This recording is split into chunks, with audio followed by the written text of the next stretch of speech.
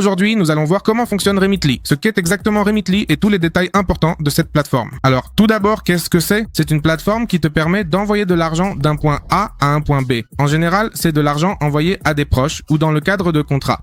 Disons que si tu as un membre de ta famille aux États-Unis qui veut t'envoyer de l'argent en Colombie, cette plateforme est vraiment utile. Parmi les points importants qu'ils mettent en avant, il y a le fait que tu peux avoir l'esprit tranquille au moment de faire le transfert. Ils offrent une grande valeur car, en théorie, ils proposent de bons taux de change ou des offres spéciales, ce que nous verrons plus en détail concernant les taux de change. Ensuite, ils nous garantissent un délai de livraison. Et ensuite, ici, nous avons les plateformes sur lesquelles nous pouvons effectuer cela, comme le retrait en espèces, le dépôt bancaire. Davivienda, Bancolombia, je crois que c'est Bancolombia à la mano. Daviplata, Movi, BBVA, Éxito, Escucha, Banco El Patria, Nequi, Banco de Bogota, Banco de Occidente, Banco Popular, Avillas doit aussi y être, faisant partie du groupe Aval. Ensuite, il y a la question du niveau de sécurité, évidemment, car ici, il s'agit d'argent et il y a un service client disponible 24 heures sur 24. En réalité, c'est un site extrêmement simple, qui frôle même la simplicité absolue. Et c'est que, je ne sais pas, si je clique ici par exemple sur plus d'informations, il n'apparaît pas vraiment beaucoup plus d'informations importantes. Les vidéos sont un peu dépassées, les évaluations, eh bien, elles sont là. Et évidemment, disons que les gens ont tendance à mettre ici les commentaires positifs, c'est-à-dire que les entreprises mettent généralement ici les avis positifs. Et ici, on nous présente un texte disant que lorsqu'un immigrant ou une communauté immigrante a accès aux outils financiers et aux ressources, ils changent leur avenir ainsi que celui de leurs proches et ainsi de suite. C'est pourquoi je vous dis que ceci s'adresse principalement à ceux qui partent vivre dans un autre pays et souhaitent envoyer de l'argent à quelqu'un dans leur pays d'origine. Alors, voyons un autre point important. Pour savoir si tu vas vraiment pouvoir effectuer une opération, il faut aller en haut, là où apparaissent les deux drapeaux. Sur la gauche, ce sont les pays depuis lesquels nous pouvons envoyer de l'argent. Nous pouvons donc envoyer de l'argent depuis les États-Unis, l'Allemagne, l'Australie, l'Autriche, la Belgique. En fait, tous ceux que vous voyez ici. Maintenant, vers quel pays pouvons-nous envoyer de l'argent? Nous pouvons envoyer de l'argent vers ces pays qui sont ici. Mexique, Philippines, Inde, Colombie, Albanie. En fait, en général, pratiquement tous. Comme vous pouvez le voir, ici nous trouvons tous ces détails. Ensuite, on voit qu'ici, il est indiqué que les îles Vierges des États-Unis, c'est pour bientôt. Ce n'est pas encore disponible. Ici aussi, Macao, bientôt, Taïwan, bientôt, et voilà. Maintenant, vous vous demandez sûrement, et quels sont les tarifs? Quelles sont les commissions? Nous devons les vérifier juste ici, là où il est écrit taux de change et frais. Donc, au moment précis où j'enregistre cette vidéo, un seul dollar américain que nous envoyons depuis les États-Unis aura un taux de change actuel de 3737,04 pesos colombiens, ce qui est une information importante à considérer.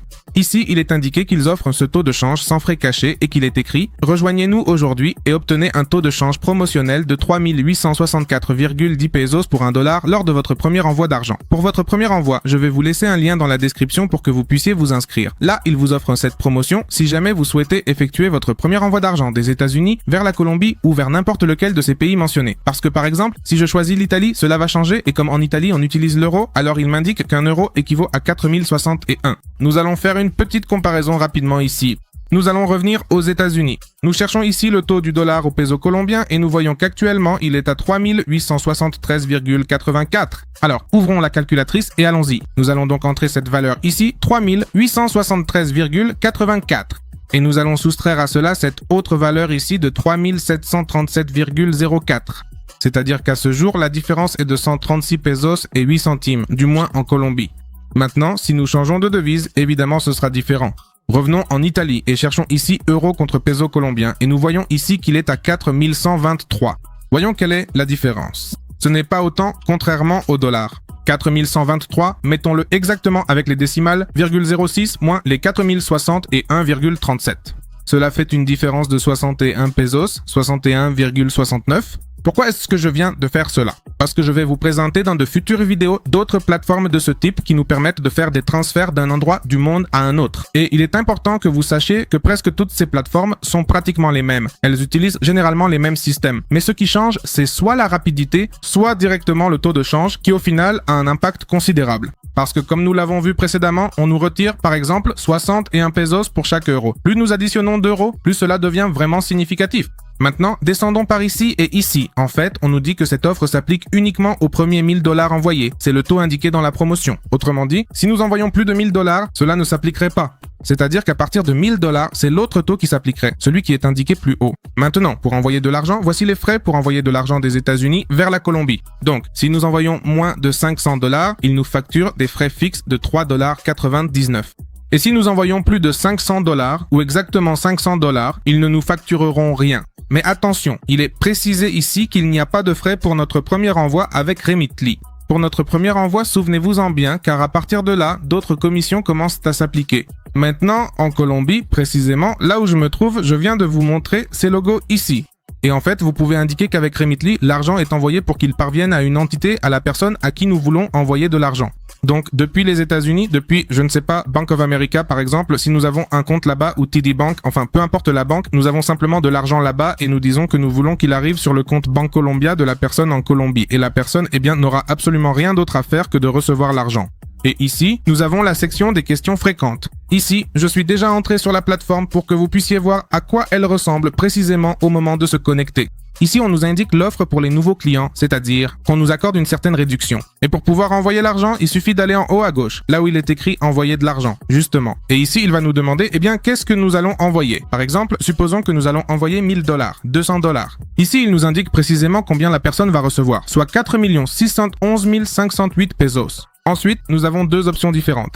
La première est l'option Express, qui permet un envoi plus rapide pour que l'argent arrive plus vite. Ensuite, nous avons une autre option appelée économique, qui correspond au meilleur prix. En ce moment, ici, cela ne change pas grand-chose car c'est la première fois que nous enverrions de l'argent. Et c'est pour cela que cela ne change pas. Mais par exemple, si je mets 5000 $, ici, il va continuer à m'afficher la même chose. Mais c'est là qu'entrent en jeu les petites lignes que tout le monde doit prendre en compte. La première chose, c'est qu'il est indiqué que l'offre pour les nouveaux clients a été appliquée. Cet envoi est sans frais et un taux de change promotionnel sera appliqué pour les premiers 1000 $. Donc je mets 5000, c'est pourquoi si je choisis cet express, ici pour les 3 premières 1000, ils me donneront 3864,10. Mais pour le reste, c'est-à-dire les 4000, ils appliquent un taux de change de 3737,04. Et ensuite, eh bien, il se passe la même chose avec l'option économique. Mais ici, la différence est que le taux ne change pas de façon aussi radicale. Par exemple, ici, il descend jusqu'à 3737 et là, il descend jusqu'à 3803. La différence est d'environ 63 pesos à peu près. Et la question, c'est que cela fait que l'argent arrive plus vite, tandis qu'en économique, c'est moins cher. Autrement dit, c'est mieux pour nous car c'est effectivement moins cher. La personne qui reçoit l'argent en reçoit plus, mais cela prendra plus de temps pour arriver. Donc, une fois que nous avons choisi, mettons-le en express, puis cliquons sur continuer. Ensuite, dans la section méthode d'envoi, c'est ici que nous choisissons comment l'argent sera remis. Nous voulons que ce soit un dépôt bancaire. Ici, nous devrons choisir dans quelle banque la personne va recevoir l'argent. Ici, il est indiqué que le compte du destinataire doit être habilité à recevoir des virements internationaux, sinon le transfert sera retardé. Il est important de dire à la personne qu'elle doit absolument avoir activé les dépôts internationaux sur son compte d'épargne ou son compte courant, sinon il pourrait y avoir un problème. Ensuite, nous avons l'option de retrait en espèces où la personne peut directement se rendre à un point de retrait ou à un distributeur et retirer l'argent avec un code. Ensuite, nous avons les portefeuilles mobiles que, en Colombie, nous appelons dépôts de faible montant comme Bancolombia à la mano, Daviplata, Movino et Nequi. Maintenant, ici, cela va varier. Si vous êtes d'un autre pays, cela va apparaître différemment pour vous que pour moi. D'autres comptes bancaires et d'autres méthodes vont s'afficher. Et là, chacun de vous devra choisir.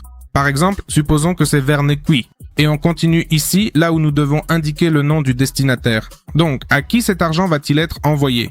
Il est important de préciser que, par exemple, vous pouvez envoyer de l'argent à une personne qui s'appelle Camila, mais au final, l'argent va arriver sur un dépôt, un portefeuille mobile au nom de Ramiro. Ce qui est important, c'est que le nom indiqué ici corresponde exactement au nom du titulaire du compte. Ne mettez pas un autre nom, car cela pourrait causer des problèmes. Donc supposons qu'ici ce soit Camila Martinez comme indiqué et pour le deuxième nom de famille Gonzalez par exemple. Et on clique sur continuer.